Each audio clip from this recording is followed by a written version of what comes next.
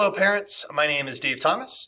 I am very excited to be your child's advanced biology teacher this year.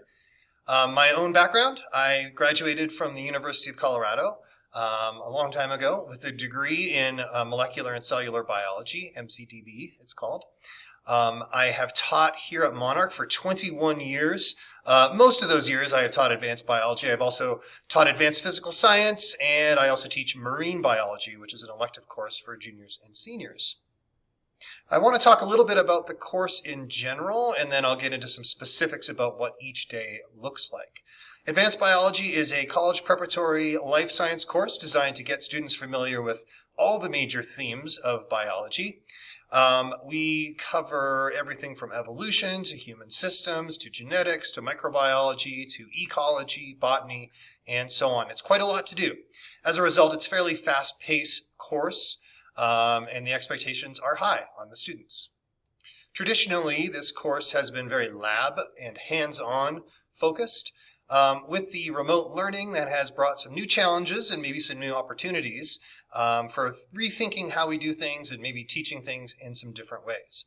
One of my goals this semester is to make the course as accessible and engaging as possible. I'm trying to minimize the amount of worksheets and things like that that students do and try and, to the best of my ability, replicate what we do in the classroom in the online world.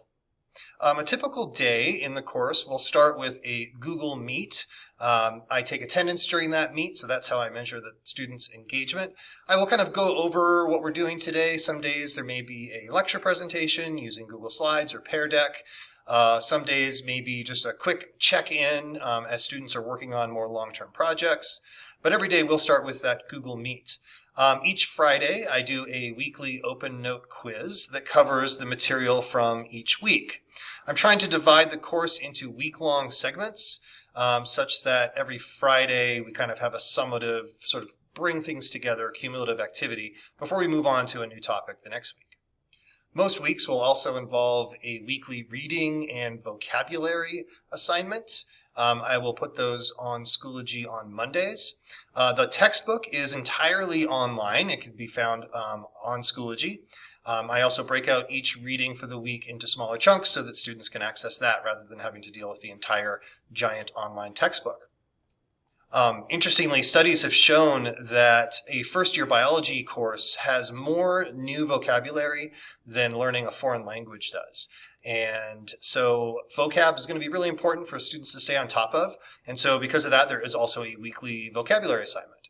Typically, a week will have between 4 and 6 assignments.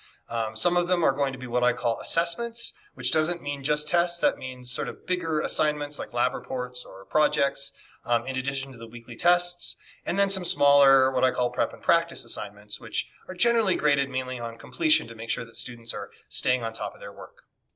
With that in mind, probably the number one piece of advice I could give to students to be successful this semester is to really stay on top of their work.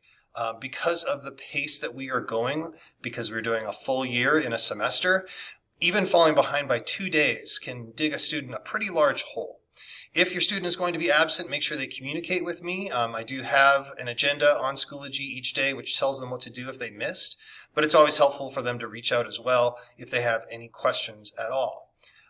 Generally, work is going to be due on Fridays. I will accept some assignments in the assessments category until the following Monday for late credit.